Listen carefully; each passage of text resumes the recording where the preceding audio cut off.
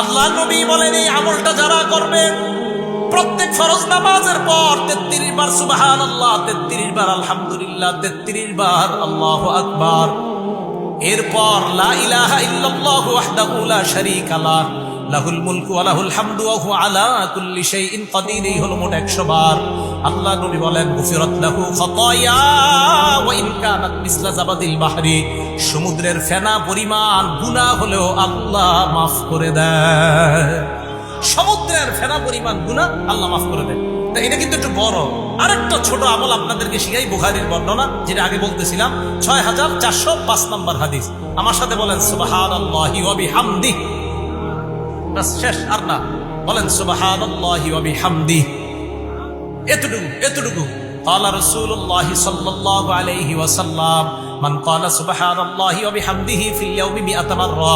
আল্লাহর নবী বলেন সুবহানাল্লাহি ওয়া বিহামদিহি প্রত্যেক দিন যদি কেউ 100 বার পড়ে, কয়বার পড়েন তো আপনারা? কি বাস একটুকুই, সুবহানাল্লাহি ওয়া বিহামদিহি কয়বার নিয়মিত? 100 বার। হুত্তাত খাতায়াহু ওয়া ইন কানাত মিসলা জাবাদিল বাহরি, সমুদ্রের ফেনা পরিমাণ গুনাহ হলেও আল্লাহ মাফ করে দেন। এটা 100 বার পড়বেন প্রত্যেক দিন, যে কোনো সময় 100 বার পড়লে আল্লাহ মাফ করে দিবেন। মসজিদে গিয়ে বসে রয়েছেন, কাজ নাই, এখনো 20 মিনিট 15 মিনিট বাকি আছে, এগুলো পড়েন বসে সুবহানাল্লাহ বিহামদিহি, আপনি 100 বার পড়েন। আবার এটা বাড়ায় যদি আরেকটু পড়েন, আরো ফজিলতের কথা আসছে বুখারী শরীফের শেষ হাদিসে, সুবহানাল্লাহি ওয়া বিহামদিহি সুবহানাল্লাহিল আযীম।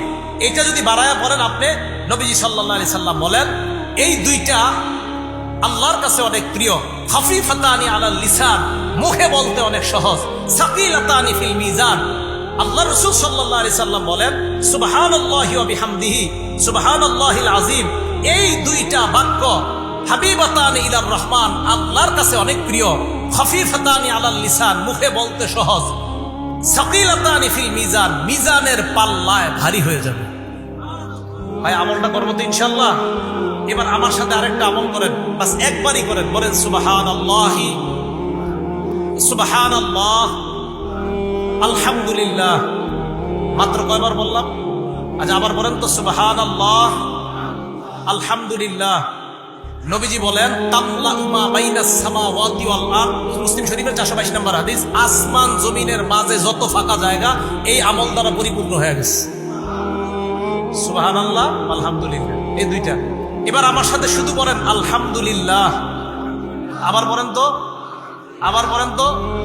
নবীজি কোনো সংখ্যা বলে নাই, শুধু বলছে একবার যদি বলে আলহামদুলিল্লাহ, পড়েন আলহামদুলিল্লাহ, তামলাউল মিজান, মিজানের পাল্লা ভরে গেছে।